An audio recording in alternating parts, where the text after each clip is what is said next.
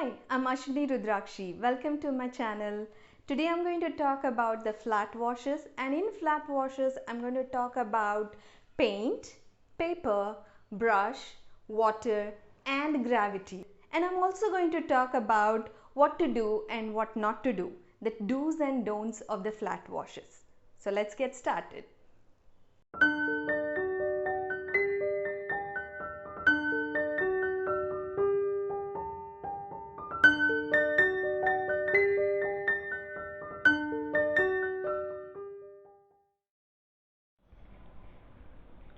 So let's start by seeing how to mix paint. I have two glasses of clear water.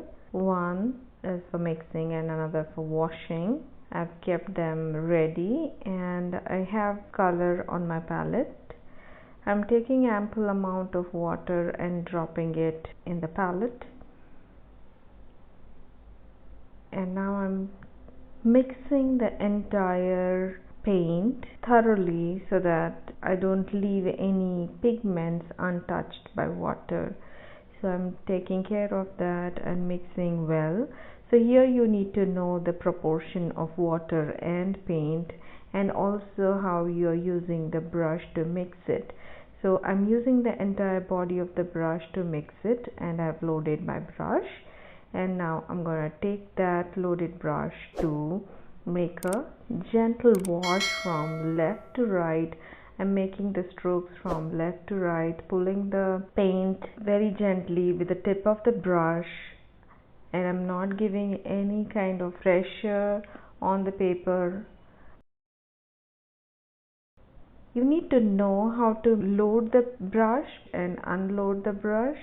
So look what I'm doing. I am mixing it to make sure that every bristle of the brush is coated with a good amount of paint. Here I'm using the consistency of the paint is coffee consistency.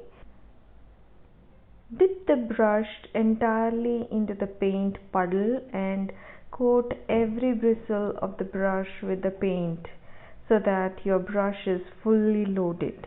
Now you can see that it's fully loaded, and look how it is shining. Just to show you how to load the brush again, going into the puddle and making sure that you're making a gentle rotation of the brush or dipping the brush into the paint, and look how you can see the paint loaded on the brush. I'm unloading the brush again. You can do this exercise many times just to make sure that how you can load the brush, and you can practice this. Load, unload, load, unload. So you can do that. Collect the paint from the paint puddle which you have created. Just don't pick up the paint with the tip of the brush. So use the entire body of the brush to pick up the paint. Let me just tell you what all supplies I'm using. I'm using Archie's paper, I'm using Daniel Smith paints, and I'm using synthetic brush. Secured the paper with the masking tape. I have elevated my board so that I'm using the gravity. Look how water bead is nicely forming at the edge of the wash, and I'm just using the tip of the brush to drag the paint very nicely. You can see that very gently. I'm not putting pressure at all. I'm using the tip of the brush. You can hold upright, straight or slant while you're doing that. Here I'm using 45-degree angle of the brush.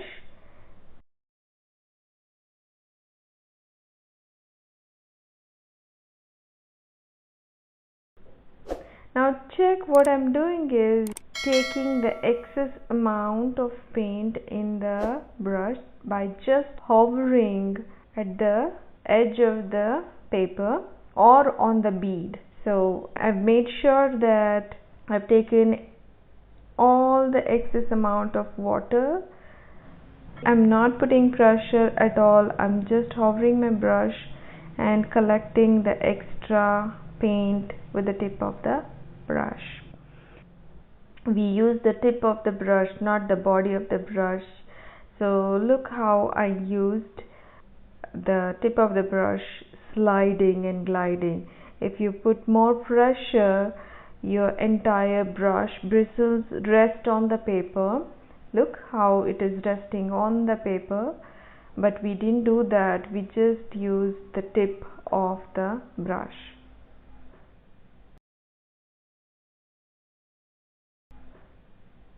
And let's see what not to do when you are doing a flat wash. Now I'm starting with the flat wash the same way how I started the first one, but here I am not loading my brush at all. Check, I'm going along with the same paint which I had loaded for the first time. My brush is getting empty with the paint. I'm not loading at all, and I'm trying to finish the last bit of paint from the brush. I have created the hard edges, look, and I'm also using the belly of the brush. Now I loaded the paint in the paintbrush, but now there is a difference between the two consistencies, and now I want to fix it, so I'm going back again. Lots of brush work here. You already can see there is lot of marks. I'm using the belly of the brush now. You must not do this. You may get lot of patches. So the flat wash is all about having a wash with the consistency without having any brush marks or any patches. Now look what I'm doing. I'm leaving the excess amount of paint at the end. I'm also coming back again in the wet paint, making lots of marks with the brush, and I've left the excess paint at the bottom of the wash. So what this will do is it will run into the wet paint when it is drying and will create the water bloom. So there is one more method which I'm going to tell you for the wash. For this, what I'm going to do is I'm going to wet the surface area with the water. I'm putting generous coat of water. That means I'm painting with the water, and look, with the water also I'm trying to maintain the water bead and also use the gentle brush strokes from left to right. Using the gravity, I am picking up the water. What I've done is I've coated the paper with generous amount of water. That means my paper is wet. You need to judge the wetness level, and now I've come with the fully loaded paint brush, and look how gravity is pulling the paint along with the water which is there on the paper. And this could be much more easier than the first one which I showed you, but for this you need to have a good amount of practice, and this is much more easier. It seems easier, but once you have thoroughly practiced the first wash which I showed you, then you could do this wash. I'm making the brush thirsty and collecting the extra paint at the edge. By dabbing the brush on the cloth, I'm making it thirsty and gently taking out extra paint. In this wash, it is okay if you go back again on the wet surface, since because it is wet, the paint will be evenly distributed. But you need to have some good amount of experience to do that. So I would suggest the first wash which I showed you would be good for the beginners, and for the intermediate, the last one would be good. The second one is strictly no.